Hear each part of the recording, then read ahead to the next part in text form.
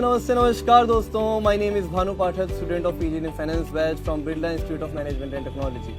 After completion of my graduation, I appeared for CAT, and after a rigorous selection process, I got admission here at BIMTECH. BIMTECH gave me several opportunities to learn, relearn, unlearn, and showcase my talent.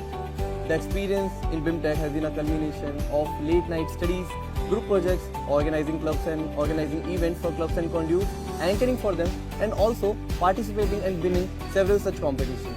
I was also awarded with late Sri G.D. Birla Academic Merit Scholarship for securing first position in trimester 2. Throughout these 2 years, I have also worked as an executive member of Alumni Conduit and Majlis Society, wherein for Alumni Conduit, I was responsible for budgeting, for logistics management, and for maintaining a healthy relationship with our alumnus network, where we also conducted several events like batch meets, award ceremony, etc.